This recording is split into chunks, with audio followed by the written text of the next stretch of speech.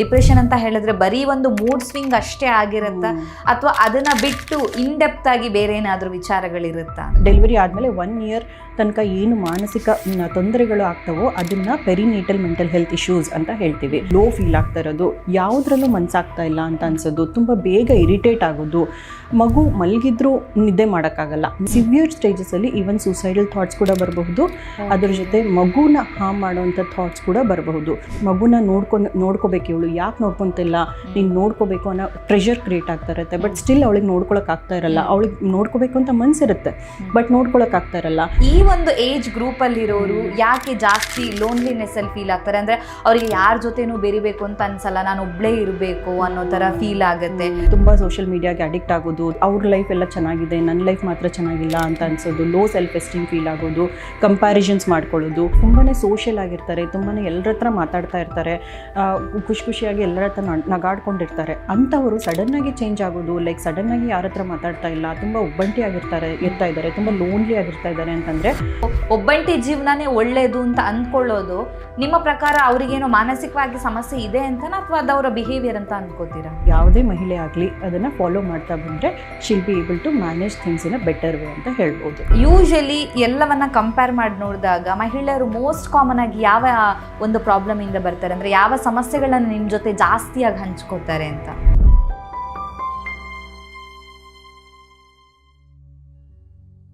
ವಿಜಯ ಕರ್ನಾಟಕ ವೀಕ್ಷಕರಿಗೆ ನಮಸ್ತೆ, ನಾನು ರಕ್ಷಾ ಕೋಟ್ಯಾನ್. ಆರೋಗ್ಯ ಅಂತ ಹೇಳಿದ್ರೆ ನಾವು ಶಾರೀರಿಕವಾಗಿ ಅದರ ಜೊತೆಗೆ ಮಾನಸಿಕವಾಗಿಯೂ ಕೂಡ ಸದೃಢವಾಗಿರುವಂಥದ್ದು. ಆದರೆ ಇತ್ತೀಚಿನ ದಿನಗಳಲ್ಲಿ ಮಹಿಳೆಯರು ಸ್ಪೆಷಲಿ ಹೇಳಬೇಕು ಅಂತ ಹೇಳಿದ್ರೆ ಅವರು ಮೆಂಟಲಿ ಎಷ್ಟೇ ಸ್ಟ್ರೆಸ್ ತಗೊಂಡ್ರು ಅಥವಾ ಏನೇ ಸಮಸ್ಯೆ ಇದ್ರೂ ಕೂಡ ಅದನ್ನು ಇನ್ನೊಬ್ಬರ ಜೊತೆ ಹಂಚಿಕೊಳ್ಳೋದಕ್ಕೆ ಹಿಂಜರಿತಾರೆ, ಅಥವಾ ಯಾವುದೇ ಆರೋಗ್ಯ ಸಮಸ್ಯೆ ಇದ್ರೂ ಕೂಡ ಅದನ್ನು ಅವರ ಒಳಗಡೆ ಇಟ್ಕೊಳ್ತಾರೆ. ಹೀಗಾಗಿನೇ ಮಾನಸಿಕವಾಗಿ ಕುಗ್ಗಿ ಹೋಗುವಂಥ ಸಾಧ್ಯತೆಗಳು ಕೂಡ ಹೆಚ್ಚಾಗಿ ಇರುತ್ತೆ. ಹಾಗಿದ್ರೆ ಮಹಿಳೆಯರ ಮಾನಸಿಕ ಆರೋಗ್ಯವನ್ನು ಕಾಪಾಡಿಕೊಳ್ಳುವಂಥದ್ದು ಹೇಗೆ? ಯಾಕೆ ಮಹಿಳೆಯರು ಹೆಚ್ಚಾಗಿ ತಮ್ಮ ಸಮಸ್ಯೆಯನ್ನು ಇನ್ನೊಬ್ಬರ ಜೊತೆ, ಅದರಲ್ಲೂ ಕೂಡ ಗಂಡನ ಜೊತೆಯೂ ಕೂಡ ಹೇಳದೇ ಇರುವಂಥ ಪರಿಸ್ಥಿತಿಗಳು ಕೂಡ ಈಗ ಎದುರಾಗ್ತಾ ಇದೆ.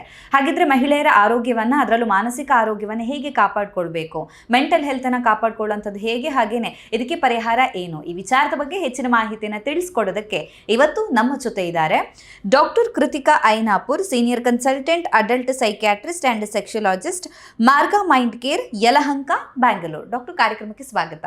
Thank you. ಡಾಕ್ಟರ್, ಈಗ ಮಹಿಳೆಯರ ಆರೋಗ್ಯ, ಅದರಲ್ಲೂ ಕೂಡ ಮಾನಸಿಕ ಆರೋಗ್ಯ, ಸೊ ಮೆಂಟಲ್ ಹೆಲ್ತ್ ಬಗ್ಗೆ ಇವತ್ತು ಮಾತಾಡ್ತಾ ಇದ್ದೀವಿ. ಸೊ ಡೆಲಿವರಿ ಆದಮೇಲೆ ಕೂಡ ಮಹಿಳೆಗೆ ಒಂದು ಸ್ಟ್ರೆಸ್ ಇದ್ದೇ ಇರುತ್ತೆ. ಯಾಕಂತ ಹೇಳಿದ್ರೆ ಮಗುನ ನೋಡ್ಕೋಬೇಕು, ಅವರ ಆರೋಗ್ಯವನ್ನು ನೋಡ್ಕೋಬೇಕು. ಒಂದು ಖುಷಿ ಹೌದು, ಮಗು ಇದೆ ಅನ್ನೋಂಥದ್ದು ಒಂದು ಖುಷಿ, ಬಟ್ ಅದರ ಜೊತೆಗೆ ಒಂದಿಷ್ಟು ಒತ್ತಡಗಳು ಬಂದೇ ಬರುತ್ತೆ ಅಲ್ವಾ?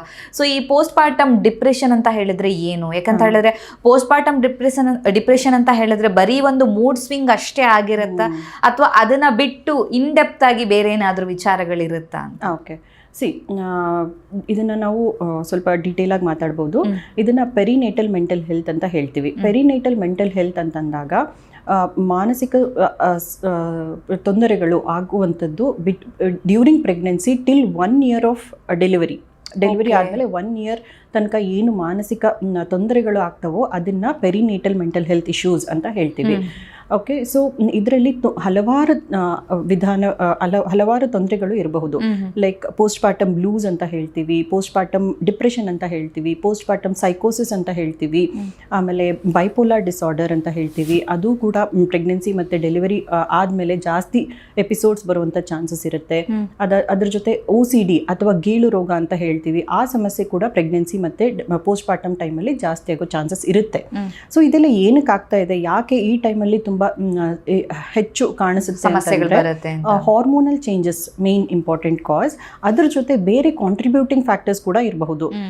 ಲೈಕ್ ಒಬ್ಬ ಮಹಿಳೆ ಅನ್ಪ್ಲಾನ್ಡ್ ಪ್ರೆಗ್ನೆನ್ಸಿ ಇರಬಹುದು, ಅಥವಾ ಫಸ್ಟ್ ಪ್ರೆಗ್ನೆನ್ಸಿ ಇರಬಹುದು, ಅಥವಾ ಟ್ರೊಮ್ಯಾಟಿಕ್ ಪ್ರೆಗ್ನೆನ್ಸಿ ಅಥವಾ ಟ್ರೊಮ್ಯಾಟಿಕ್ ಲೇಬರ್ ಅಂಡರ್ಗೋ ಮಾಡಿರಬಹುದು, ಅಥವಾ ಯಾರು ಸಪೋರ್ಟ್ ಇಲ್ದಿರ ಇರಬಹುದು, ಅಥವಾ past history of any mental illness, ಅಥವಾ ಫ್ಯಾಮಿಲಿ ಹಿಸ್ಟ್ರಿ ಇರಬಹುದು, ಅಥವಾ ಬ್ರೆಸ್ಟ್ ಫೀಡಿಂಗಲ್ಲಿ ಏನಾದರೂ ಡಿಫಿಕಲ್ಟೀಸ್ ಇರಬಹುದು. ಈ ಎಲ್ಲ ಕಾರಣಗಳಿಂದ ಈ ಥರದ್ದು ತೊಂದರೆಗಳು ಸ್ಟಾರ್ಟ್ ಆಗ್ಬಹುದು. ಸೊ ನೀವು ಕೇಳಿದ್ರಿ ಪೋಸ್ಟ್ ಪಾರ್ಟಮ್ ಡಿಪ್ರೆಷನ್, ಅದಕ್ಕಿಂತ ಮುಂಚೆ ಪೋಸ್ಟ್ ಪಾರ್ಟಮ್ ಬ್ಲೂಸ್ ಬಗ್ಗೆ ಹೇಳಕ್ ಇಷ್ಟಪಡ್ತೀನಿ. ಪೋಸ್ಟ್ ಪಾರ್ಟಮ್ ಬ್ಲೂಸ್ ಅಂತ ಹೇಳಿದ್ರೆ ಏನಂದ್ರೆ ಲೈಕ್ ತುಂಬಾ ಸ್ವಲ್ಪ ಮೂಡ್ ಲೋ ಫೀಲ್ ಆಗೋದು, ಸ್ವಲ್ಪ ಅಳು ಬರುವಂಥದ್ದು, ನಿದ್ದೆ ಬರ್ತಾ ಇರೋಂಥದ್ದು. ಬಟ್ ಇದೆಲ್ಲ ಏನು like within 1 to 2 weeks of delivery ಇದು ಸ್ಟಾರ್ಟ್ ಆಗುತ್ತೆ, ಬಟ್ ಸಬ್ಸೈಡು ಆಗೋಗುತ್ತೆ. ಅದು ವಿದಿನ್ 2 ವೀಕ್ಸ್ ಸಬ್ಸೈಡ್ ಆಗೋದಾಗ ಅದಕ್ಕೆ ಪೋಸ್ಟ್ ಪಾರ್ಟಮ್ ಬ್ಲೂಸ್ ಅಂತ ಹೇಳ್ತೀವಿ. ಆದರೆ ಪೋಸ್ಟ್ ಪಾರ್ಟಮ್ ಡಿಪ್ರೆಷನಲ್ಲಿ ಹೇಗೆ ಅಂತಂದರೆ ತುಂಬಾ ಅಳು ಬರೋದು, ತುಂಬಾ ಮೂಡ್ ಲೋ ಫೀಲ್ ಆಗ್ತಾ ಇರೋದು, ಯಾವುದ್ರಲ್ಲೂ ಮನಸ್ಸಾಗ್ತಾ ಇಲ್ಲ ಅಂತ ಅನ್ಸೋದು, ತುಂಬ ಬೇಗ ಇರಿಟೇಟ್ ಆಗೋದು, ಮಗು ಮಲಗಿದ್ರೂ ನಿದ್ದೆ ಮಾಡೋಕ್ಕಾಗಲ್ಲ, ನಿದ್ದೆ ಮಾಡಬೇಕು ಅನ್ನಿಸ್ತಾ ಇರುತ್ತೆ, ಮಗು ಮಲಗಿರುತ್ತೆ ಆದರೂ ನಿದ್ದೆ ಮಾಡೋಕ್ಕಾಗಲ್ಲ, ಮಗು ಜೊತೆ ಒಂದು ಬಾಂಡಿಂಗ್ ಕ್ರಿಯೇಟ್ ಮಾಡ್ಕೊಳಕ್ಕಾಗಲ್ಲ, ಮಗುಳ ಜೊತೆ ಬಾಂಡಿಂಗ್ ಕ್ರಿಯೇಟ್ ಮಾಡ್ಕೋಬೇಕು ಅನ್ನೋ ಇಚ್ಛೆ ಇರುತ್ತೆ, ಬಟ್ ಅದನ್ನ ಮಾಡಕ್ಕಾಗ್ತಾ ಇರಲ್ಲ. ಅದರಿಂದ ಮತ್ತೆ ಗಿಲ್ಟ್ ಜಾಸ್ತಿ ಆಗುತ್ತೆ, ವರ್ತ್ಲೆಸ್ ಫೀಲಿಂಗ್ ಜಾಸ್ತಿ ಆಗುತ್ತೆ. ವರ್ತ್ಲೆಸ್ ಫೀಲ್ ಆದಾಗ ನಾನು ಒಳ್ಳೆ ತಾಯಿನಾ, ನಾನು ಒಳ್ಳೆ ತಾಯಿ ಆಗ್ಬಲ್ಲೆನಾ, ನಾನು ಮುಂದೆ ನೋಡ್ಕೊಳಕ್ ಆಗುತ್ತಾ ಮಗುನ ಅನ್ನೋ ಫೀಲಿಂಗ್ ಜಾಸ್ತಿ ಆಗ್ತಾ ಹೋಗುತ್ತೆ, ಅಳು ಬರ್ತಾ ಇರುತ್ತೆ, ನಿದ್ದೆ ಬರ್ತಾ ಇರಲ್ಲ. ಸೊ ಇದೆಲ್ಲದ್ರಿಂದ ಇದನ್ನ post partum depression. More than 2 weeks ಇದು ಜಾಸ್ತಿ ಆಗ್ತಾನೆ ಹೋಗ್ತಾ ಇರುತ್ತೆ, ಸಿವಿಯರ್ ಆಗ್ತಾನೆ ಹೋಗ್ತಾ ಇರುತ್ತೆ. ಆಮೇಲೆ ಜಾಸ್ತಿ ಇಂಟ್ರೂಸಿವ್ ಥಾಟ್ಸ್ ಬರೋದು, ತಮ್ಮ ಬಗ್ಗೆ ತಮಗೆ ಇಂಟ್ರೂಸಿವ್ ಥಾಟ್ಸ್, ನಾನು ಏನಕ್ಕೆ ಇರಬೇಕು, ನಾನು ಏನು ಮಾಡ್ತಾ ಇದ್ದೀನಿ, ನಾನು ತುಂಬ ಗಿಲ್ಟ್ ಫೀಲ್ ಆಗೋದು, ಮಗು ಬಗ್ಗೆ ಏನಾದರೂ ಇಂಟ್ರೂಸಿವ್ ಥಾಟ್ಸ್ ಬರೋದು, ಆ ಥರ ಥಾಟ್ಸ್ ಬಂದಾಗ ಅದನ್ನ ಪೋಸ್ಟ್ ಪಾರ್ಟಮ್ ಡಿಪ್ರೆಷನ್ ಅಂತ ಹೇಳ್ತೀವಿ. ಸಿವಿಯರ್ ಸ್ಟೇಜಸಲ್ಲಿ ಈವನ್ ಸೂಸೈಡಲ್ ಥಾಟ್ಸ್ ಕೂಡ ಬರಬಹುದು, ಅದ್ರ ಜೊತೆ ಮಗುನ ಹಾರ್ಮ್ ಮಾಡುವಂಥ ಥಾಟ್ಸ್ ಕೂಡ ಬರಬಹುದು. So it has to be treated. Post partum depression ಅನ್ನೋದಕ್ಕೆ ಟ್ರೀಟ್ಮೆಂಟ್ ಮಾಡಲೇಬೇಕು. ಇಲ್ಲದಿದ್ದಾಗ ತುಂಬ ಕೆಟ್ಟ ಪರಿಣಾಮಗಳನ್ನು ಆಗುವಂಥದ್ದು ಕಾಣ್ತೀವಿ. ಯಾಕಂದರೆ ಈಗ ಮಗು ಟ್ರೀಟ್ಮೆಂಟ್ ಮಾಡದಿದ್ದಾಗ ತಾಯಿಯ ಕ್ವಾಲಿಟಿ ಆಫ್ ಲೈಫ್ ತುಂಬಾ ಡಿಟ್ಯೂರೇಟ್ ಆಗಿ ಹೋಗುತ್ತೆ. ಅದ್ರ ಜೊತೆ ಫ್ಯಾಮಿಲಿಯವ್ರು ಏನು ಎಕ್ಸ್ಪೆಕ್ಟ್ ಮಾಡ್ತಾ ಇರ್ತಾರೆ, ಮಗುನ ನೋಡ್ಕೋಬೇಕು, ಇವಳು ಯಾಕೆ ನೋಡ್ಕೊತಿಲ್ಲ, ನೀನು ನೋಡ್ಕೋಬೇಕು ಅನ್ನೋ ಪ್ರೆಷರ್ ಕ್ರಿಯೇಟ್ ಆಗ್ತಾ ಇರುತ್ತೆ. ಬಟ್ ಸ್ಟಿಲ್ ಅವಳಿಗೆ ನೋಡ್ಕೊಳಕ್ ಆಗ್ತಾ ಇರಲ್ಲ, ಅವಳಿಗೆ ನೋಡ್ಕೋಬೇಕು ಅಂತ ಮನಸ್ಸಿರುತ್ತೆ ಬಟ್ ನೋಡ್ಕೊಳಕ್ ಆಗ್ತಾ ಇರಲ್ಲ. ಸೊ ಫ್ಯಾಮಿಲಿಯಲ್ಲಿ ಡಿಸ್ಕಾರ್ಡ್ಸ್ ಜಾಸ್ತಿ ಆಗುತ್ತೆ, ಜಗಳಗಳು ಆ ಥರ ಜಾಸ್ತಿ ಆಗ್ತಾ ಹೋಗ್ತಾ ಇರುತ್ತೆ.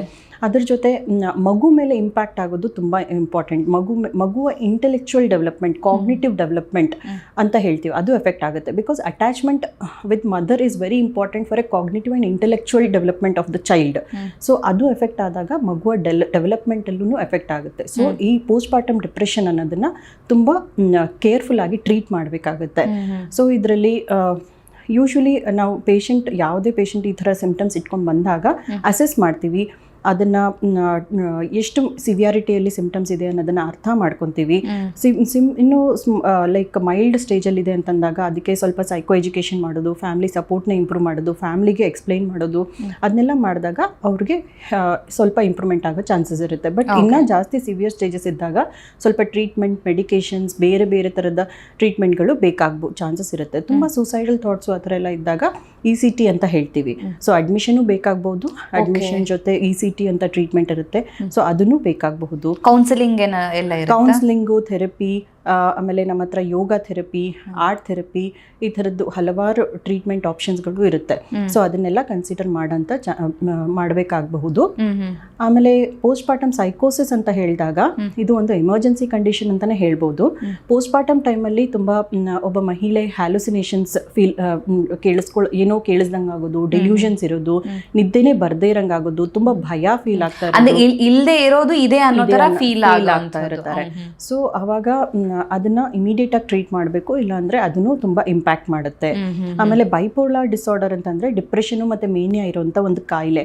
ಈ ಪೋಸ್ಟ್ ಪಾರ್ಟಮ್ ಟೈಮಲ್ಲಿ ಆ ಕಾಯಿಲೆ ಜಾಸ್ತಿ ಆಗೋ ಚಾನ್ಸಸ್ ಇರುತ್ತೆ. ಸೊ ಅದಕ್ಕೂ ಟ್ರೀಟ್ಮೆಂಟ್ ಇಮಿಡಿಯೇಟ್ ಆಗಿ ಮಾಡಬೇಕು. ಒಂದೊಂದ್ಸಲ ಈ ಸೈಕೋಸಿಸ್ ಮತ್ತೆ ಬೈಪೋಲಾರ್ ಡಿಸಾರ್ಡರ್ ಅಲ್ಲಿ ಮಹಿಳೆ ತುಂಬಾ ಅಗ್ರೆಸಿವ್ ಆಗಿರೋ ಚಾನ್ಸಸ್ ಆಗಿರುತ್ತೆ, ಇರಿಟಬಲ್ ಆಗೋದು, ಅಗ್ರೆಸಿವ್ ಆಗೋದು, ಅವಳನ್ನ ಮ್ಯಾನೇಜ್ ಮಾಡಕ್ ಆಗ್ತಾ ಇರಲ್ಲ, ಮ್ಯಾನೇಜ್ ಮಾಡಕ್ ಆಗ್ತಾ ಇರಲ್ಲ, ಹಾಸ್ಪಿಟ್ಲಿಗೆ ಕರ್ಕೊಂಡ್ಬರೋಕ್ಕೂ ತುಂಬಾ ಕಷ್ಟ ಆಗ್ತಿರಬಹುದು. ಸೊ ಆ ಕಷ್ಟ ಆಗ್ತಿದ್ದಾಗ ನಮ್ಮ ಹತ್ರ ಒಂದು ರಿಟ್ರೀವಲ್ ಪ್ರಾಸೆಸ್ ಅಂತ ಇದೆ. ಲೈಕ್ ನಮ್ಮ ಟೀಮು, ಹಾಸ್ಪಿಟಲಿಂದ ಟೀಮು, ಸ್ಟಾಫ್ ಎಲ್ಲ ಹೋಗಿ ಆ್ಯಂಬುಲೆನ್ಸಲ್ಲಿ ಹೋಗಿ ಮಹಿಳೆಯರನ್ನ ಅಥವಾ ಯಾವುದೇ ಪೇಷಂಟ್ ಈ ಥರ ಸಫರ್ ಆಗ್ತಾ ಇದ್ದರೆ ಅವ್ರನ್ನ ಮ್ಯಾನೇಜ್ ಮಾಡೋಕ್ಕಾಗ್ತಾ ಇಲ್ಲ ಅಂತಂದಾಗ ನಾವು ರಿಟ್ರೀವಲ್ ಪ್ರಾಸೆಸ್ ಮಾಡಿ ಕೂಡ ಕರ್ಕೊಂಬರ್ತೀವಿ. ಆಮೇಲೆ ಅವ್ರನ್ನ ಅಸೆಸ್ ಮಾಡಿಬಿಟ್ಟು ಅವ್ರಿಗೆ ತಕ್ಕಂಥ ಟ್ರೀಟ್ಮೆಂಟ್ ಅದನ್ನೆಲ್ಲ ಶುರು ಮಾಡ್ತೀವಿ. ಸೊ ಇನ್ನೊಂದು ವಿಷಯ ಹೇಳಕ್ಕೆ ಇಷ್ಟಪಡ್ತೀನಿ. ಲೈಕ್ ಯೂಶ್ವಲಿ ಡಿಪ್ರೆಷನಲ್ಲಿ ಇನ್ನು ಮಾಡ್ರೇಟ್ ಸಿಂಪ್ಟಮ್ಸ್ ಸಿಂಪ್ಟಮ್ಸ್ ಇದೆ, ಅಂಥ ಸಿವಿಯರ್ ಸಿಂಪ್ಟಮ್ಸ್ ಇಲ್ಲ ಅಂದಾಗ ತಾಯಿಗೆ ಪ್ರತಿ ಸಲ ಹಾಸ್ಪಿಟ್ಲಿಗೆ ಬರೋಕೆ ಕಷ್ಟ ಆಗಬಹುದು. ಮಗುನ ತಗೊಂಡ್ಬರ್ಬೇಕು ಅಂದ್ರೆ ಇನ್ನೊಬ್ರು ಜೊತೆ ಡಿಪೆಂಡ್ ಆಗಬೇಕಾಗುತ್ತೆ. ಹಾಗಾಗಿ ವಿಡಿಯೋ ಕನ್ಸಲ್ಟೇಷನ್ಸ್ ಕೂಡ ಅವೈಲೇಬಲ್ ಇರುತ್ತೆ. ಆರಾಮಾಗಿ ಮನೆಯಲ್ಲೇ ಇಟ್ಕೊಂಡು ಟ್ರೀಟ್ಮೆಂಟ್ ವಿಡಿಯೋ ಕನ್ಸಲ್ಟೇಷನ್ ಮೂಲಕ ಮಾತಾಡಿ ಥೆರಪಿ ಸೆಷನ್ಸ್ ಕೂಡ ಅಟೆಂಡ್ ಮಾಡಿ ಮೆಡಿಸಿನ್ಸು ಟ್ರೀಟ್ಮೆಂಟು ಏನೇನು ಅವಶ್ಯಕತೆ ಇರುತ್ತೆ ಅದನ್ನೆಲ್ಲ ವಿಡಿಯೋ ಕನ್ಸಲ್ಟೇಷನ್ ಮೂಲಕ ಕೂಡ ಮಾಡಬಹುದು. ಓಕೆ. ಸೊ ಹಾಗಿದ್ರೆ ಈಗ ಮೂಡ್ ಸ್ವಿಂಗ್ ಅನ್ನುವಂಥದ್ದು ಡೆಲಿವರಿ ಆದಮೇಲೆ ಕಾಮನ್ ಆಗಿ ಎಲ್ರಿಗೂ ಇದ್ದೇ ಇರುತ್ತೆ, ಅಥವಾ ಪ್ರೆಗ್ನೆನ್ಸಿ ಟೈಮಲ್ಲೂ ಇರುತ್ತೆ, ಮಗುಗೆ 1 ವರ್ಷ ಆಗೋ ತನಕ ಕೂಡ ಹಾರ್ಮೋನಲ್ ಚೇಂಜಸ್ ಆಗ್ತಾನೆ ಇರುತ್ತೆ. ಆದ್ರೆ ಈಗ ನೀವು ಹೇಳಿದ್ರಿ ಪರ್ಟಿಕ್ಯುಲರ್ಲಿ ಈ ತರ ಡಿಪ್ರೆಷನ್ ಹೋಗ್ತಾರೆ ಕೆಲವರು, ಪೋಸ್ಟ್ ಪಾರ್ಟಮ್ ಡಿಪ್ರೆಷನ್ ಆಗುತ್ತೆ ಅಂತ. ಹಾಗಿದ್ರೆ ಅಲ್ಲಿ ಪರ್ಟಿಕ್ಯುಲರ್ ರೀಸನ್ ಏನು? ಈಗ ಎಲ್ಲ ಮುಂಚೆಯಿಂದನೂ ಡೆಲಿವರಿ ಅನ್ನೋಂಥದ್ದು ಕಾಮನ್, ಅಂದ್ರೆ ಪ್ರತಿ ಹೆಣ್ಣಿನ ಒಂದು ಲೈಫ್ ಸ್ಟೇಜ್ ಅಂತಾನೆ ಹೇಳ್ಬೋದು. ಆದ್ರೆ ಮುಂಚೆ ಇಲ್ದಿರೋದು ಈಗ ಯಾಕೆ ಜಾಸ್ತಿ ಆಗ್ತಿದೆ ಅಂದಾಗ ಲೈಫ್ ಸ್ಟೈಲ್ ಏನಾದ್ರೂ ಕಾರಣ ಆಗಬಹುದಾ? ಹೇಗೆ ಸಪೋರ್ಟ್ ಕಮ್ಮಿ ಇರುತ್ತಾ?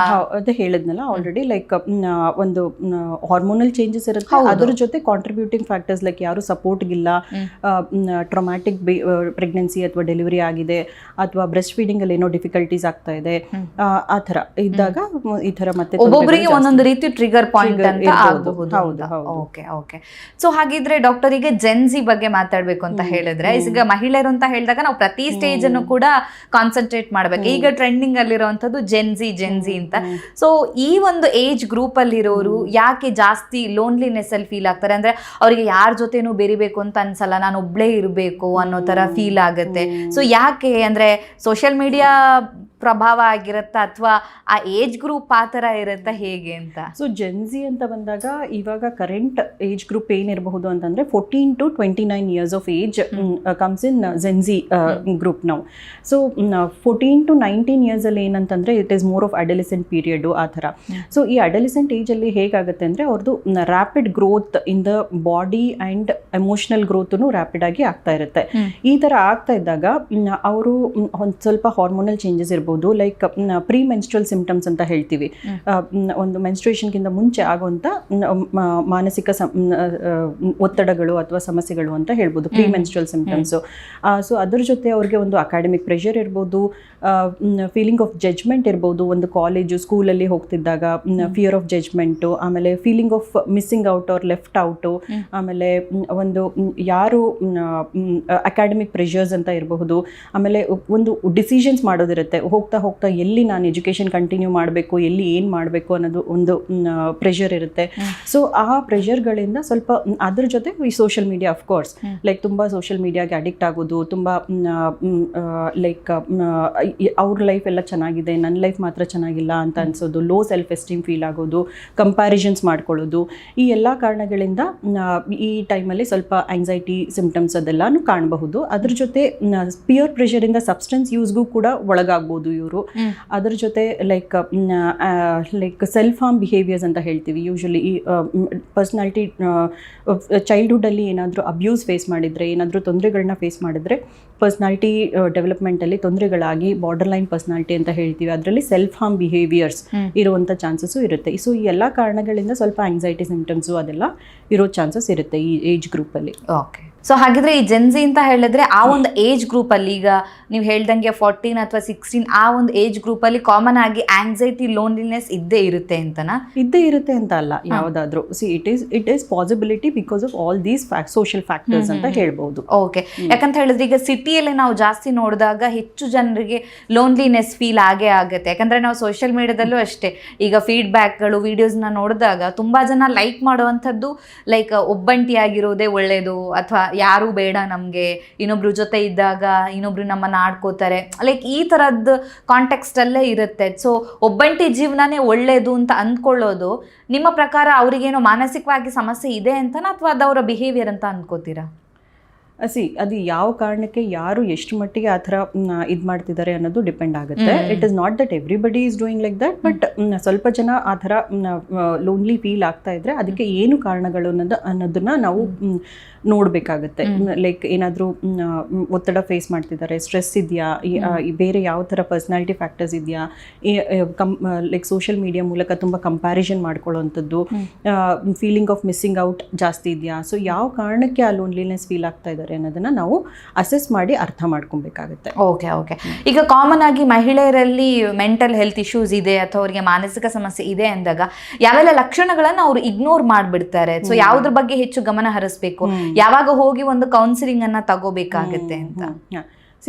ಒಂದು ಮಾನಸಿಕ ಸಮಸ್ಯೆಗಳು ಅಂತ ಶುರು ಆದಾಗ ಯೂಶ್ವಲಿ ಇಗ್ನೋರ್ ಮಾಡೋಂಥದ್ದಂದರೆ, ಈಗ ಯೂಶ್ವಲಿ ಒಂದು ಸ್ವಲ್ಪ ಫೆಟೀಗ್ ಫೀಲ್ ಆಗ್ತಾ ಇದ್ರೆ, ಟಯರ್ಡ್ ಫೀಲ್ ಆಗ್ತಾ ಇದ್ರೆ, ನಿದ್ದೆ ಬರ್ತಾ ಇಲ್ಲ ಅಂತಂದರೆ ಕೆಲವು ಜನ ಏನು ಅನ್ಕೊಂಡ್ಬಿಡ್ತಾರೆ, ಇಟ್ಸ್ ಓಕೆ ಸ್ವಲ್ಪ ಸರಿ ಹೋಗ್ಬಿಡುತ್ತೆ ಅನ್ನೋ ಫೀಲಿಂಗಿಗೆ ಬಂದುಬಿಡ್ತಾರೆ. ಬಟ್ ಅದು ಹೋಗ್ತಾ ಹೋಗ್ತಾ ತುಂಬ ಲೋ ಫೀಲ್ ಆಗೋದು, ಯಾವುದ್ರಲ್ಲೂ ಮನಸ್ಸಾಗ್ತಾ ಇಲ್ಲ, ಯಾವುದ್ರಲ್ಲೂ ಖುಷಿ ಸಿಗ್ತಾ ಇಲ್ಲ ಅಂತ ಅನಿಸ್ತಾ ಹೋಗೋದು.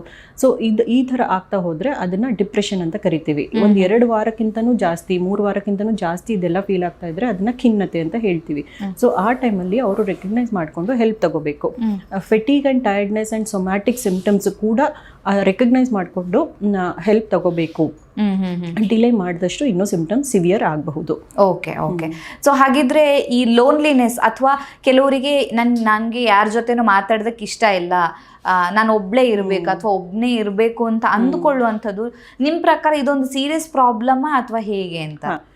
ಹೇಗಾಗುತ್ತೆ ಅಂತಂದರೆ, ಯಾವುದೇ ನಾವು ಸಿಂಪ್ಟಮ್ನ ಒಂದು ಸಿಂಪ್ಟಮ್ ಆಗಿ ಕನ್ಸಿಡರ್ ಮಾಡೋಕ್ಕಾಗೋದಿಲ್ಲ. This is one of the symptoms of depression ಅಂತ ಹೇಳ್ಬೋದು. ಲೈಕ್ ತುಂಬಾ ಸೋಷಿಯಲ್ ಆಗಿರ್ತಾರೆ, ತುಂಬಾ ಎಲ್ಲರ ಹತ್ರ ಮಾತಾಡ್ತಾ ಇರ್ತಾರೆ, ಖುಷಿಯಾಗಿ ಎಲ್ಲರ ಹತ್ರ ನಗಾಡ್ಕೊಂಡಿರ್ತಾರೆ. ಅಂಥವರು ಸಡನ್ನಾಗಿ ಚೇಂಜ್ ಆಗೋದು, ಲೈಕ್ ಸಡನ್ನಾಗಿ ಯಾರ ಹತ್ರ ಮಾತಾಡ್ತಾ ಇಲ್ಲ, ತುಂಬ ಒಬ್ಬಂಟಿ ಇರ್ತಾ ಇದ್ದಾರೆ, ತುಂಬ ಲೋನ್ಲಿ ಆಗಿರ್ತಾ ಇದ್ದಾರೆ ಅಂತಂದರೆ, ಬಟ್ ಅದ್ರ ಜೊತೆ ಲೈಕ್ ತುಂಬ ಲೋ ಫೀಲ್ ಆಗ್ತಾ ಇದ್ದಾರೆ, ನಿದ್ದೆ ಮಾಡ್ತಾ ಇಲ್ಲ, ತುಂಬ ಬೇಜಾರಿರುತ್ತೆ, ಯಾವುದು ಖುಷಿ ಕೊಡ್ತಾ ಇಲ್ಲ ಅಂತಂದಾಗ ಅದು ಒಂದು ಖಿನ್ನತೆಯ ಲಕ್ಷಣ ಆಗಿರಬಹುದು. ಸೊ ಅದನ್ನ ಅಡ್ರೆಸ್ ಮಾಡಬೇಕು. ಯಾಕಂತ ಹೇಳಿದ್ರೆ ತುಂಬಾ ಜನ ಸಡನ್ ಆಗಿ ಚೇಂಜ್ ಆಗ್ಬಿಡ್ತಾರೆ. ಅಂದ್ರೆ ನೀವು ಹೇಳ್ದಂಗೆ ಮುಂಚೆ ತುಂಬಾ ಮಾತಾಡ್ತಿರ್ತಾರೆ, ಈಗ ಮಾತಾಡಲ್ಲ. ಮುಂಚೆ ಎಕ್ಸ್ಟ್ರೋವರ್ಟ್ ಆಗಿದ್ದವ್ರು ಈಗ ಇಂಟ್ರೋವರ್ಟ್ ಆಗಿದ್ದಾರೆ. ಯಾಕೆ ಈ ಸಡನ್ ಚೇಂಜಸ್ ಆಯ್ತು ಅನ್ನೋ ತರ. ಯಾಕಂದ್ರೆ ಅವರಿಗೆ ನನ್ಗೆ ಯಾರು ಬೇಡ, ನಾನಾಯ್ತು, ನನ್ ಕೆಲಸ ಆಯ್ತು, ಯಾರ ಹತ್ರ ಮಾತಾಡೋಕ್ಕೂ ನನ್ಗೆ ಇಷ್ಟ ಇಲ್ಲ ಅನ್ನೋ ತರ ಅನ್ಸೋಂಥದ್ದು ಒಂದು ವಾರ್ನಿಂಗ್ ಸೈನ್ ಕೂಡ ಆಗಿರ್ಬೋದು. ಹಾಗಂತ ನೀವು ಹೇಳ್ದಾಗೆ ಯಾವುದೋ ಒಂದು ಲಕ್ಷಣವನ್ನ ಇಟ್ಟುಕೊಂಡು ನಾವು ಫೈನಲ್ ಅಥವಾ ಏನೋ ಒಂದು ಡಿಸಿಷನ್ ಬರೋದಕ್ಕೆ ಅವರು ಡಿಪ್ರೆಷನ್ ಅಲ್ಲೇ ಇದ್ದಾರೆ ಅಂತ ಹೇಳೋದಿಕ್ಕೆ ಆಗೋದಿಲ್ಲ ಅಂತ. ಓಕೆ. ಹಾಗಿದ್ರೆ ಮಹಿಳೆಯರ ಮಾನಸಿಕ ಆರೋಗ್ಯಕ್ಕೆ ನಿಮ್ಮ ಕಡೆಯಿಂದ ಸಲಹೆ ಏನು? ಸೊ ಡೈಲಿ ಯಾವ ರೀತಿಯಾದಂಥ ರುಟೀನ್ ಅನ್ನು ಅವರು ಫಾಲೋ ಮಾಡಬೇಕಾಗತ್ತೆ? ಅವರಿಗೆ ಅವರು ಟೈಮ್ ಕೊಡುವಂಥದ್ದು ಎಷ್ಟು ಮುಖ್ಯ ಆಗುತ್ತೆ ಡಾಕ್ಟರ್? ಒಂದು ಸೆಲ್ಫ್ ಕೇರ್ ಅಂತ ಅನ್ನೋದು ಏನೋ ಒಂದು ಡಿಫ್ರೆಂಟ್ ಥಿಂಗ್ ಅಲ್ಲ. ಇಟ್ ಇಸ್ ಜಸ್ಟ್ ಲೈಕ್ ನಿಮ್ಮ ಒಂದು ರುಟೀನ್ ಮೇಂಟೈನ್ ಮಾಡ್ಕೊಂಡಿರೋದು, ಸರಿಯಾಗಿ ನಿದ್ದೆ, ಸ್ಲೀಪಿಂಗ್ ಹ್ಯಾಬಿಟ್ಸ್ ಚೆನ್ನಾಗಿ ಇಟ್ಕೊಳ್ಳೋದು, ಗುಡ್ ಡಯಟ್ರಿ ಹ್ಯಾಬಿಟ್ಸು, ಅಪಟೈಟ್ ಚೆನ್ನಾಗಿ ಡೈಟ್ನ ಹೆಲ್ದಿ ಡೈಟ್ ಫಾಲೋ ಮಾಡೋಂಥದ್ದು, ಸ್ವಲ್ಪ ಸೆಲ್ಫ್ ಟೈಮ್ ಅಂತ ತೆಗೆದುಕೊಳ್ಳೋದು, ಮೈಂಡ್ಫುಲ್ನೆಸ್ನ ಸ್ವಲ್ಪ ಪ್ರಾಕ್ಟೀಸ್ ಮಾಡೋವಂಥದ್ದು, ಜರ್ನಲಿಂಗ್ ಮಾಡೋವಂಥದ್ದು, ಸ್ವಲ್ಪ ರಿಲ್ಯಾಕ್ಸೇಷನ್ ಟೆಕ್ನಿಕ್ಸ್ನ ಫಾಲೋ ಮಾಡೋಂಥದ್ದು, ಎಕ್ಸಸೈಸ್, ವಾಕಿಂಗ್ ಮಾಡೋವಂಥದ್ದು. ಸೊ ಇದೆಲ್ಲನೂ ಸೆಲ್ಫ್ ಕೇರ್ ಆಕ್ಟಿವಿಟೀಸ್ ಅಂತ ಹೇಳ್ಬೋದು. ಆ್ಯಂಡ್ ಸ್ವಲ್ಪ quiet time for self. So ಇದೆಲ್ಲಾನು ಮಾಡ್ತಾ ಬಂದಾಗ ಒಂದು ಮೈಂಡ್ಗೆ ರಿಲ್ಯಾಕ್ಸ್ ಫೀಲಿಂಗ್ ಇರುತ್ತೆ. ಸೊ ಇದೆಲ್ಲ ಸೆಲ್ಫ್ ಕೇರ್ ಆಕ್ಟಿವಿಟೀಸ್ನ ಒಬ್ಬ ಯಾವುದೇ ಮಹಿಳೆ ಆಗಲಿ ಅದನ್ನ ಫಾಲೋ ಮಾಡ್ತಾ ಬಂದ್ರೆ she'll be able to manage things in a better way ಅಂತ ಹೇಳ್ಬೋದು. ಓಕೆ. ಸೊ ಸೆಲ್ಫ್ ಕೇರ್ ಅನ್ನುವಂಥದ್ದು ಮಹಿಳೆಯರಿಗೂ ಕೂಡ ಬೇಕಾಗತ್ತೆ, ಅದನ್ನ ಮಾಡಬೇಕಾಗತ್ತೆ ಅಂತ. ಸೊ ಹಾಗಿದ್ರೆ ಈಗ ಹೆಲ್ಪ್ ಕೇಳೋ ಅಂಥದ್ದು ವೀಕ್ನೆಸ್ ಅಲ್ಲ ಅನ್ನೋದನ್ನ ಯಾವ ರೀತಿಯಾಗಿ ಅರ್ಥ ಮಾಡಿಸ್ತೀರಾ? ಯಾಕಂದ್ರೆ ಆಗ್ಲೇ ಮಾತಾಡ್ತಾ ನೀವು ಹೇಳಿದ್ರಿ, ಸೊ ಕೆಲವೊಂದು ಟೈಮಲ್ಲಿ ಎಲ್ಲಾನು ನಾನು ಮ್ಯಾನೇಜ್ ಮಾಡ್ತೀನಿ, ನಾನೇ ಸೂಪರ್ ವುಮೆನ್ ಆಗ್ತೀನಿ ಅನ್ನುವಂಥದ್ದು ಕೂಡ ಎಲ್ಲ ಒಂದ್ ಕಡೆ ಡ್ರಾಬ್ಯಾಕ್ ಆಗಬಹುದು ಅಂತ. ಸೊ ಹೆಲ್ಪ್ ಕೇಳೋದು ತಪ್ಪಲ್ಲ.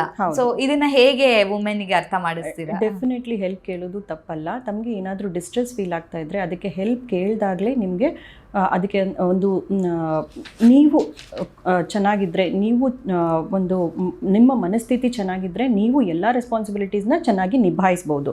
ನಿಮ್ಮ ಮನಸ್ಥಿತಿನೇ ಚೆನ್ನಾಗಿಲ್ಲ ಅಂತಂದಾಗ ನಿಮ್ಮ ರೆಸ್ಪಾನ್ಸಿಬಿಲಿಟೀಸ್ನ ನೀವು ಚೆನ್ನಾಗಿ ನಿಭಾಯಿಸೋಕ್ಕಾಗೋದಿಲ್ಲ. ಸೊ ಹಾಗಾಗಿ ಅವ್ರು ನಿಮಗೆ ಎಲ್ಲೇ ಒತ್ತಡ ಅನಿಸಿದ್ರು, ಎಲ್ಲೇ ಡಿಸ್ಟ್ರೆಸ್ ಅನಿಸಿದ್ರು ಅದ್ರ ಬಗ್ಗೆ ಹೆಲ್ಪ್ ಕೇಳಿದಾಗ you will be able to manage yourself better and then you will be able to manage others and other responsibilities also in a better way ಅಂತ ಹೇಳ್ಬಹುದು. ಓಕೆ ಡಾಕ್ಟರ್, ಈಗ ನಿಮ್ಮ ಎಕ್ಸ್ಪೀರಿಯನ್ಸಲ್ಲಿ ನೀವು ಹಲವಾರು ಮಹಿಳೆಯರನ್ನು ಕೌನ್ಸಿಲಿಂಗ್ ಮಾಡಿರ್ತೀರಾ. ಸೊ ಹಲವಾರು ಸಮಸ್ಯೆಗಳ ಬಗ್ಗೆ ನೀವು ಕೇಳಿರ್ತೀರಾ. ಸೊ ಯೂಶಲಿ ಎಲ್ಲವನ್ನ ಕಂಪೇರ್ ಮಾಡಿ ನೋಡಿದಾಗ ಮಹಿಳೆಯರು ಮೋಸ್ಟ್ ಕಾಮನ್ ಆಗಿ ಯಾವ ಒಂದು ಪ್ರಾಬ್ಲಮ್ ಇಂದ ಬರ್ತಾರೆ, ಅಂದರೆ ಯಾವ ಸಮಸ್ಯೆಗಳನ್ನು ನಿಮ್ಮ ಜೊತೆ ಜಾಸ್ತಿಯಾಗಿ ಹಂಚ್ಕೋತಾರೆ ಅಂತ? ಯೂಶ್ವಲಿ ಮಹಿಳೆಯರಲ್ಲಿ ಆಗುವಂಥದ್ದು ಹಲವಾರು ಸಮಸ್ಯೆಗಳಿರುತ್ತೆ. ಲೈಕ್ ಡಿಪ್ರೆಷನ್ ಇರಬಹುದು, ಆಂಗ್ಸೈಟಿ ಸಿಂಪ್ಟಮ್ಸ್ ಇರಬಹುದು, ಪೆರಿಮೆನಪಾಸಲ್ ಸಿಂಪ್ಟಮ್ಸ್ ಕೂಡ ಹೇಳ್ತೀವಿ. ಪೆರಿಮೆನಪಾಸಲ್ ಅಂತಂದ್ರೆ ಈಗ ಮಿಡ್ಲ್ ಏಜ್ ವುಮೆನ್ 40-45 ನಂತರ ಸಮಯ ಏನಿರುತ್ತೆ ಆವಾಗ ಸ್ವಲ್ಪ ಹಾರ್ಮೋನಲ್ ಚೇಂಜಸ್ ಇಂದ ಸಿಂಪ್ಟಮ್ಸ್, ಮಾನಸಿಕ ಒತ್ತಡದ ಸಿಂಪ್ಟಮ್ಸ್ ಜಾಸ್ತಿ ಆಗುವಂತ ಚಾನ್ಸಸ್ ಇರುತ್ತೆ. ಇದೆಲ್ಲ ಅದ್ರ ಜೊತೆ ಪ್ರೆಗ್ನೆನ್ಸಿ, ಪೋಸ್ಟ್ ಪಾರ್ಟಮ್ ಟೈಮಲ್ಲಿ ಹಾರ್ಮೋನಲ್ ಚೇಂಜಸ್ ಇಂದ ಸಿಂಪ್ಟಮ್ಸ್ ಬರುವಂಥದ್ದು. ಇನ್ನೊಂದು PTSD ಅಂತ ಹೇಳ್ತೀವಿ, ಪೋಸ್ಟ್ ಟ್ರಾಮ್ಯಾಟಿಕ್ ಸ್ಟ್ರೆಸ್ ಡಿಸಾರ್ಡರ್ ಅಂತ. ಸೊ ಇದು ಕೂಡ ತುಂಬ ಕಾಣಿಸ್ಕೊಳ್ಳೋ ಚಾನ್ಸಸ್ ಇರುತ್ತೆ. ಸೊ ಹಲವಾರು ಥರದ ಮಾನಸಿಕ ಸಮಸ್ಯೆಗಳು ನಾವು ಮಹಿಳೆಯರಲ್ಲಿ ನೋಡ್ತೀರಾ. ಅಂದ್ರೆ ಹೆಣ್ಣಿನ ಪ್ರತಿಯೊಂದು ಸ್ಟೇಜಲ್ಲೂ ಕೂಡ ಅಥವಾ ಲೈಫ್ ಸ್ಟೇಜಲ್ಲೂ ಅಥವಾ ಪ್ರತಿ ಇದರಲ್ಲೂ ಕೂಡ ಸಮಸ್ಯೆಗಳನ್ನ ನೀವು ನೋಡಿರ್ತೀರಾ ಅಂತ. ಯಾಕಂದ್ರೆ ಯಂಗ್ ಏಜ್ ಅಲ್ಲಿ ಒಂದ್ ರೀತಿ ಪ್ರಾಬ್ಲಮ್ ಅಂತ ಹೇಳಿದ್ರೆ, ಅಂದ್ರೆ ಪ್ರತಿ ತಿಂಗಳು ಮೆನ್ಸ್ಟ್ರೇಷನ್ ಆಗ್ಬೇಕಾದ್ರೆ ಒಂದ್ ರೀತಿ ಮೂಡ್ ಸ್ವಿಂಗ್ ಅಂತ ಹೇಳಿದ್ರೆ ಮೆನ್ಸ್ಟ್ರುಯಲ್ ಸಿಂಪ್ಟಮ್ಸ್ ಅಂತ ಹೇಳ್ತೀವಿ, ಅದು ಕೂಡ ಮಾನಸಿಕ ಸಮಸ್ಯೆಗಳಲ್ಲಿ ಒಂದು. ಓಕೆ ಸೊ ಎವ್ರಿ ಸ್ಟೇಜ್ ಅಲ್ಲಿ ಏನೋ ಒಂದು ಸಮಸ್ಯೆ ಇದ್ದೇ ಇರುತ್ತೆ, ಹಾರ್ಮೋನಲ್ ಇಶ್ಯೂಸ್ ನಿಂದ ಈ ತರ ಇರುತ್ತೆ ಅಂತ. ಸೊ ಫುಡ್ ಅಂತ ಬಂದಾಗ ನೀವು ಡಯಟ್ ಕೂಡ ಚೆನ್ನಾಗಿ ತಗೋಬೇಕು ಹೇಳಿದ್ರೆ, ಇಂಥ ಫುಡ್ಡೇ ಬೆಸ್ಟ್ ಅಂತ ವುಮೆನ್ಗೆ ರೆಕಮೆಂಡ್ ಮಾಡೋದಕ್ಕಾಗತ್ತಾ? ಸೊ ಅವ್ರ ಮೆಂಟಲ್ ಹೆಲ್ತ್ ಈ ತರ ಫುಡ್ ಬೆಸ್ಟ್ ಅಂತ ಹೇಳೋದಕ್ಕಾಗತ್ತಾ, ಅಥವಾ ಬ್ಯಾಲೆನ್ಸ್ಡ್ ಡಯಟ್ ಅನ್ನ ತಗೋಬೇಕು ಅಂತ ಹೇಳ್ತೀರಾ? ಹೌದು, ಆ ತರ ಸ್ಪೆಸಿಫಿಕ್ ಆಗಿ ಯಾವುದೇ ಡಯಟ್ ಅಂತ ಏನಿಲ್ಲ. ಬ್ಯಾಲೆನ್ಸ್ಡ್ ಫುಡ್ ಇರಬೇಕು, ಹೋಮ್ ಕುಕ್ಡ್ ಫುಡ್ ಜಾಸ್ತಿ ಕನ್ಸಿಡರ್ ಮಾಡಬೇಕು. ತುಂಬಾ ಜಂಕ್ ಫುಡ್ ತಿನ್ನೋದು, ಆಯಿಲಿ ಫುಡ್ ತಿನ್ನೋದು ಅದನ್ನೆಲ್ಲ ಅವಾಯ್ಡ್ ಮಾಡಿಕೊಂಡು ಹೆಲ್ದಿ ಫುಡ್ ತಗೊಂಡ್ರೆ it's fine. It is nothing like ನಿಮ್ಗೆ ಮಾನಸಿಕ ಇದಕ್ಕೆ ಇಂಥ ಫುಡ್ ಇದೆ ಅಂತ ಏನು ಇಲ್ಲ. ಓಕೆ ಯಾಕಂತ ಹೇಳಿದ್ರೆ ಜನರು ಈ ತರ ವಿಚಾರವಾಗಿ ಜಾಸ್ತಿ ಥಿಂಕ್ ಮಾಡ್ತಾರೆ, ಇದನ್ನ ತಿಂದ್ರೆ ಇದು ಸರಿ ಹೋಗ್ಬಿಡುತ್ತೆ, ಈ ಫುಡ್ ತಿಂದ್ರೆ ಇದಕ್ಕೆ ಸರಿ ಹೋಗ್ಬಿಡುತ್ತೆ ಅನ್ನೋ ತರದ್ದು. ಸೊ ಮೆಂಟಲ್ ಹೆಲ್ತ್ಗೆ ಅಥವಾ ಯಾಕಂತ ಹೇಳಿದ್ರೆ ಯೂಶಲಿ ಈಗ ನಾವು ಶಾರ್ಪ್ ಆಗ್ಬೇಕು, ನೆನಪಿನ ಶಕ್ತಿ ಇರಬೇಕು ಅಂದ್ರೆ ಬಾದಾಮಿ ತಿನ್ಬೇಕು ಅಥವಾ ಕ್ಯಾರೆಟ್ ತಿಂದ್ರೆ ಕಣ್ಣಿಗೆ ಒಳ್ಳೇದು. ಸೊ ಈ ತರದೊಂದು ಜನರಲ್ ಆಗಿ ಒಂದಿಷ್ಟು ಫುಡ್ ಹಾಗೇನೆ ಹೆಲ್ತ್ ವಿಚಾರವಾಗಿ ಕನೆಕ್ಷನ್ಸ್ ಇದೆ ಅಂತ ಹೇಳ್ತಾರೆ. ಬಟ್ ಮೆಂಟಲ್ ಹೆಲ್ತ್ ಅಂತ ಬಂದಾಗ ಬ್ಯಾಲೆನ್ಸ್ಡ್ ಡಯಟ್ ಹೆಲ್ಪ್ ಆಗುತ್ತೆ. ಸೊ ಈ ತರದ್ದೇ ತಿನ್ಬೇಕು ಅನ್ನೋ ತರದ್ದು ಏನೂ ಇಲ್ಲ. ಓಕೆ ಡಾಕ್ಟರ್, ಹಾಗಿದ್ರೆ ಯಾವ ಒಂದು ಹಂತದಲ್ಲಿ ಹೋಗಿ ನಾವು ಪ್ರೊಫೆಷನಲ್ ಹೆಲ್ಪ್ ಅನ್ನ ತಗೋಬೇಕಾಗುತ್ತೆ? ಯಾಕಂತ ಹೇಳಿದ್ರೆ ಕಾಮನ್ ಆಗಿ ನಾವು ಹಾಸ್ಪಿಟಲ್ಗೆ ಹೋಗ್ತಾ ಇದೀವಿ, ಕೌನ್ಸಿಲಿಂಗ್ ತಗೋತಾ ಇದೀವಿ ಅಂದ ತಕ್ಷಣ ಅದು ಬೇರೆಯವ್ರು ಏನು ಅನ್ಕೋತಾರೋ ಅಂತ ಅಂದ್ಕೊಳ್ಳೋರು ಜಾಸ್ತಿ ಇರ್ತಾರೆ. ಸೊ ಅದನ್ನೆಲ್ಲ ಪಕ್ಕಕ್ಕಿಟ್ಟು ನೋಡೋದಾದ್ರೆ ಪ್ರೊಫೆಷನಲ್ ಹೆಲ್ಪ್ ಅನ್ನ ಯಾವಾಗ ತಗೋಬೇಕಾಗುತ್ತೆ ಅಂತ? ಯಾವ ಹಂತಕ್ಕೆ ತಗೋಬೇಕು ಅನ್ನೋದು ಇಟ್ ಈಸ್ ಲೈಕ್ ಯಾವುದೇ ಹಂತದಲ್ಲಾದರೂ ಸರಿ, like even if it is mild symptoms ಇದ್ರೂ ಸರಿ, ಮಾಡ್ರೇಟ್ ಸಿಂಪ್ಟಮ್ಸ್ ಇದ್ರೂ ಸರಿ, ಸಿವಿಯರ್ ಸಿಂಪ್ಟಮ್ಸ್ ಇದ್ರೂ ಸರಿ, ಯಾವುದೇ ಹಂತದಲ್ಲೂ ನೀವು ಹೆಲ್ಪ್ ತಗೊಳಕ್ಕೆ ಬಂದಾಗ ಅದಕ್ಕೆ ತಕ್ಕಂಗೆ ಅಸೆಸ್ಮೆಂಟ್ಸ್ ಇರುತ್ತೆ. ಅಸೆಸ್ಮೆಂಟ್ ಮಾಡಿಬಿಟ್ಟು ಯಾವ ಸ್ಟೇಜಲ್ಲಿದೆ, ಯಾವ ಸಿವಿಯಾರಿಟಿಲಿದೆ ಅನ್ನೋದನ್ನು ಅರ್ಥ ಮಾಡಿಕೊಂಡು ಅದಕ್ಕೆ ತಕ್ಕಂಥ ಹೆಲ್ಪ್ ಕೊಡ್ತೀವಿ. ಲೈಕ್ ಹಾಸ್ಪಿಟಲ್ಗೆ ಬಂದಾಗ ಲೈಕ್ ಫಾರ್ ಎಕ್ಸಾಂಪಲ್ ಇನ್ನು ಮೈಲ್ಡ್ ಸ್ಟೇಜಸ್ಸಲ್ಲಿದೆ ಅಂತಂದಾಗ ಒಂದು therapy sessions, cognitive behaviour therapy ಅಂತ ಹೇಳ್ತೀವಿ, ಅದನ್ನು ಶುರು ಮಾಡ್ಬೋದು. ಅದ್ರ ಜೊತೆ ಯೋಗ ಥೆರಪಿ ಅಂತ ಇದೆ, ಲೈಕ್ ವಿಜುವಲ್ ರಿಯಾಲಿಟಿ ಅಂತ ಹೇಳ್ತೀವಿ, ವರ್ಚುವಲ್ ರಿಯಾಲಿಟಿ ಅಂತ ಹೇಳ್ತೀವಿ, ಆ ಥರ ಥೆರಪಿ ಪ್ಲಸ್ ಆರ್ಟ್ ಥೆರಪಿ, ಈ ಥರದ್ದು ಹಲವಾರು ಥೆರಪಿಗಳು ಇರುತ್ತೆ. ಸೊ ಮೈಲ್ಡ್ ಸ್ಟೇಜಸಲ್ಲಿ ಈ ಥರದ್ದು ಸಾಕಾಗ್ಬೋದು. ಅದ್ರ ಜೊತೆ ಮಾಡ್ರೇಟು ಅಥವಾ ಸಿವಿಯರ್ ಸ್ಟೇಜಸ್ಸಿಗೆ ಹೋದಾಗ ಮೆಡಿಸಿನ್ಸ್ ಜೊತೆ ಥೆರಪಿ ಪ್ಲಸ್ ಇದೆಲ್ಲ ಬೇರೆ ಥೆರಪಿಗಳನ್ನು ಕಂಟಿನ್ಯೂ ಮಾಡ್ತಾ ಮೆಡಿಸಿನ್ಸು ಬೇಕಾಗಬಹುದು. ಅದ್ರ ಜೊತೆ ಇನ್ನೊಂದು ಕಿಟಮಿನ್ ಥೆರಪಿ ಅಂತ ಹೇಳ್ತೀವಿ. ಕಿಟಮಿನ್ ಥೆರಪಿಯಲ್ಲಿ ತುಂಬ ಸಿವಿಯರ್ ಸಿಂಪ್ಟಮ್ಸ್ ಹೋದಾಗ ನಾವು ಮೆಡಿಸಿನ್ ಸ್ಟಾರ್ಟ್ ಮಾಡ್ತೀವಿ. ಆದರೆ ಮೆಡಿಸಿನ್ ಸ್ಟಾರ್ಟ್ ಮಾಡೋದು ಸ್ವಲ್ಪ ಟೈಮ್ ತಗೊಳುತ್ತೆ, ಒಂದು 2 ರಿಂದ 4 ವಾರ 6 ವಾರನೂ ತಗೋಬಹುದು. ಆ ಟೈಮಲ್ಲಿ ಇಂಪ್ರೂವ್ಮೆಂಟ್ ಕಾಣಿಸ್ಬೇಕು ಅಂತಂದಾಗ ನಾವು ಕಿಟಮಿನ್ ಥೆರಪಿನ ಕೊಡ್ತೀವಿ. ಇಟ್ಸ್ ಅದರಿಂದ ತುಂಬ ಬೇಗ ಇಂಪ್ರೂವ್ಮೆಂಟ್ ಆಗುವಂಥ ಚಾನ್ಸಸ್ಸು ಇರುತ್ತೆ. ಆಮೇಲೆ ತುಂಬ ಸಿವಿಯರ್ ಸ್ಟೇಜಸ್ ಹೋದಾಗ ಲೈಕ್ ಸೂಸೈಡಲ್ ಥಾಟ್ಸ್ ಅಂತ ಏನು ಹೇಳಿದ್ದೆ ಆವಾಗಲೇ, ಸೊ ಸೂಸೈಡಲ್ ಥಾಟ್ಸು ಅದೆಲ್ಲ ಇದ್ದಾಗ ಒಂದು ಅಡ್ಮಿಷನ್ ಬೇಕಾಗ್ಬೋದು. ಅಡ್ಮಿಷನ್ ಜೊತೆ ನಾವು ECT plus other therapies continue ಮಾಡ್ತಾ ಟ್ರೀಟ್ಮೆಂಟ್ ಅವ್ರಿಗೆ ಯಾವ ಸ್ಟೇಜಲ್ಲಿ ಬಂದರೂ ಸರಿ ಅವ್ರಿಗೆ ತಕ್ಕಂತಹ ಟ್ರೀಟ್ಮೆಂಟ್ ಪ್ಲಾನ್ನ ಮಾಡಬೇಕಾಗುತ್ತೆ. ಟೈಲರ್ ಮೇಡ್ ಟ್ರೀಟ್ಮೆಂಟ್ ಅಂತಾನೆ ಹೇಳ್ಬೋದು. ಓಕೆ ಸೊ ಹಾಗಾದ್ರೆ ಇದರಲ್ಲಿ ಥೆರಪಿ ಅಂತ ಹೇಳಿದಾಗ ಈಗ ಕೌನ್ಸಿಲಿಂಗು ಇರುತ್ತೆ, ಅದ್ರ ಜೊತೆಗೆ ಮೆಡಿಸಿನ್ ಎರಡನ್ನೂ ಕೊಡ್ತೀರಾ? ಇಲ್ಲ, it depends on what stage it is. Like ಎಷ್ಟು ಸಿಂಪ್ಟಮ್, ಯಾವ ಥರ ಸಿಂಪ್ಟಮ್ಸ್ ಇದೆ, ಯಾವ ಸಿವಿಯಾರಿಟಿ ಕಂಡೀಷನ್ ಹೇಗಿದೆ ಅಂತ. ಮೈಲ್ಡ್ ಸಿಂಪ್ಟಮ್ಸ್ ಇದ್ರೆ ನಾವು ಕೆಲವೊಂದ್ಸಲ ಬರೀ ಥೆರಪಿ ಅದರಲ್ಲೇ ಮ್ಯಾನೇಜ್ ಮಾಡ್ಬೋದು. ತುಂಬಾ ಸಿವಿಯರ್ ಮಾಡ್ರೇಟ್ಗಿಂತ ಸಿವಿಯರ್ ಸಿಂಪ್ಟಮ್ಸ್ ಇದೆ ಅಂತಂದಾಗ ಮೆಡಿಸಿನ್ಸು ಬೇಕಾಗಬಹುದು. It depends on which stage the symptoms are in ಅನ್ನೋದು. ಓಕೆ ಸೊ ಅವರಾಗಿ ಮಹಿಳೆಯರು ಬರ್ತಾರ ಡಾಕ್ಟರ್ ನಿಮ್ಮ ಹತ್ರ? ಅಂದ್ರೆ ಅವ್ರು ವಾಲಂಟಿಯರ್ ಆಗಿ ಬರ್ತಾರ ಅಥವಾ ಮನೆಯಿಂದ ಯಾರಾದ್ರೂ ಕರ್ಕೊಂಡ್ ಬರ್ತಾರ ಅವ್ರನ್ನ ನೀನ್ ಹೋಗು ಅಂತ? ಇಂಡಿವಿಜುವಲ್ ಆಗಿ ಬರ್ತಾರೆ ಅವರು. ಎರಡೂ ರೀತಿ ಇರುತ್ತೆ. ಅಂಡ್ ಈಗ ನಾವು ತುಂಬಾ ಚೇಂಜ್ ಕಾಣ್ತಾ ಇದೀವಿ. ಲೈಕ್ ತುಂಬಾ ಜನ ಅವರೇ ಬಂದು ಟ್ರೀಟ್ಮೆಂಟ್ಗೋಸ್ಕರ ಅಪ್ರೋಚ್ ಮಾಡ್ತಾರೆ. It is like people are getting more and more aware about these things. So ಈ ತರ ಟಾಕ್ಸ್ ತುಂಬಾ ಹೆಲ್ಪ್ ಆಗುತ್ತೆ. ಅವರು ಅರ್ಥ ಮಾಡ್ಕೊಂಡು ಟ್ರೀಟ್ಮೆಂಟ್ಗೋಸ್ಕರ ಮುಂದೆ ಬರ್ತಾ ಇದ್ದಾರೆ. ಅದ್ರ ಜೊತೆ ಕೆಲವೊಂದ್ಸಲ ಫ್ಯಾಮಿಲಿನೂ ರೆಕಗ್ನೈಸ್ ಮಾಡಿನೂ ಕರ್ಕೊಂಡ್ ಬರ್ತಾರೆ. ಸೊ ಅವರು ಬಂದಾಗ ಟ್ರೀಟ್ಮೆಂಟ್ ಯಾವ ತರ ಅವ್ರಿಗೆ ಬೇಕಾಗಿರುತ್ತೆ ಅದನ್ನ ಅಸೆಸ್ ಮಾಡ್ಬಿಟ್ಟು ನಾವು ಸ್ಟಾರ್ಟ್ ಮಾಡಬಹುದು. Okay okay. ಸೊ ಏನೋ ಸಮಸ್ಯೆ ಇದೆ ಅಂದಾಗ ಪ್ರೊಫೆಷನಲ್ ಹೆಲ್ಪ್ ತಗೊಳ್ಳೋದ್ರಲ್ಲಿ ತಪ್ಪೇನೂ ಇಲ್ಲ. ಯಾರೋ ಏನೋ ಅಂದ್ಕೋತಾರೆ ಅಂದ್ಕೊಳ್ಳೋವಂಥದ್ದು ಲೈಕ್ ನಮ್ಮ ಲೈಫ್ನ ನಾವು ಹೆಂಗ್ ಕಂಡ್ಕೋಬೇಕು ಅನ್ನೋಂಥದ್ದು ನಮ್ಮ ಮೇಲೇನೆ ಇರೋವಂಥದ್ದಲ್ವಾ. ಸೊ ಇವಾಗ ಆಕ್ಚುಲಿ ಹೇಳ್ಬೇಕು ಅಂತ ಹೇಳಿದ್ರೆ ಡ್ಯೂ ಟು ಸೋಷಿಯಲ್ ಮೀಡಿಯಾ ಅಥವಾ ಅವೇರ್ನೆಸ್ ಇಂದಾಗಿ ಜಾಸ್ತಿ ಜನ ಬ್ರಾಡ್ ಆಗಿ ಥಿಂಕ್ ಮಾಡ್ತಾ ಇದ್ದಾರೆ. ಸೊ ಅದನ್ನ ಒಂದು ಶೇಮ್ ಅಂತ ಅಂದ್ಕೊಳ್ಳೋದು, ಪಕ್ಕದ ಮನೆಯವ್ರು ಏನ್ ಹೇಳ್ತಾರೋ, ನಾನು ಹಾಸ್ಪಿಟಲ್ಗೆ ಹೋಗಿ ಬಂದಿದ್ದನ್ನ ನೋಡಿದ್ರೆ ಯಾರು ಏನಂತಾರೋ ಅನ್ನೋ ಥರದ್ದು ಏನಿಲ್ಲ. ಸೊ ಈ ಕಾಲ ಬದಲಾಗಿದೆ, ಸ್ವಲ್ಪ ಚೇಂಜಸ್ ಆಗಿದೆ. ಇನ್ನು ಸಮ್ ಕ್ಯಾಟಗರಿ ಆಫ್ ಪೀಪಲ್ ಆಗೂ ಇದ್ದಾರೆ, ಬಟ್ ತುಂಬಾ ಚೇಂಜ್ ಆಗ್ತಿರೋ ಪೀಪಲ್ ಇದ್ದಾರೆ. ಸೊ ಬಟ್ ಚೇಂಜ್ ಆಗದೆ ಇರೋರು ಚೇಂಜ್ ಆಗಬೇಕು ಅನ್ನುವಂಥದ್ದು ನಮ್ಮ ಆಶಯ. ಹೌದು. Okay okay. Thank you doctor, thank you so much. ನಮ್ಮ ಇವತ್ತಿನ ಕಾರ್ಯಕ್ರಮದಲ್ಲಿ ಮಹಿಳೆಯರ ಮಾನಸಿಕ ಆರೋಗ್ಯದ ಬಗ್ಗೆ ಹೆಚ್ಚಿನ ಮಾಹಿತಿಯನ್ನ ನಮಗೆ ತಿಳಿಸ್ಕೊಟ್ಟಿದ್ದೀರಾ. ಸೊ ಯಾವೆಲ್ಲ ಸಿಂಪ್ಟಮ್ಸ್ ಬರುತ್ತೆ ಅಥವಾ ಯಾವ ಯಾವ ಕಂಡೀಷನ್ ಅಲ್ಲಿ ಯಾವ ಯಾವ ಸ್ಟೇಜಸ್ ಅಲ್ಲಿ ಪ್ರಾಬ್ಲಮ್ಸ್ ಆಗುತ್ತೆ, ಸೊ ಯಾವಾಗ ಮೆಡಿಕಲ್ ಹೆಲ್ಪ್ ಅನ್ನ ತಗೋಬೇಕಾಗುತ್ತೆ ಅನ್ನೋದ್ರ ಬಗ್ಗೆ ಒಂದು ಓವರಾಲ್ ಆಗಿ ಒಂದು ಸರಳವಾಗಿ ಹಾಗೇನೆ ವಿವರವಾಗಿರುವಂಥ ಮಾಹಿತಿನ ತಿಳಿಸ್ಕೊಟ್ಟಿದ್ದೀರಾ. Thank you. Thank you. ನಮ್ಮ ಇವತ್ತಿನ ಕಾರ್ಯಕ್ರಮದಲ್ಲಿ ಮಹಿಳೆಯರ ಮಾನಸಿಕ ಆರೋಗ್ಯದ ಬಗ್ಗೆ ಡಾಕ್ಟರ್ ನಮಗೆ ಹೆಚ್ಚಿನ ಮಾಹಿತಿಯನ್ನು ತಿಳಿಸ್ಕೊಟ್ಟಿದ್ದಾರೆ. ಆರೋಗ್ಯಕ್ಕೆ ಸಂಬಂಧಿಸಿದಂಥ ಹೆಚ್ಚಿನ ವಿಡಿಯೋಗಳನ್ನು ನಮ್ಮ ವಿಜಯ ಕರ್ನಾಟಕ ಹೆಲ್ತ್ ಪೇಜ್ನಲ್ಲಿ ನೀವು ನೋಡಬಹುದು.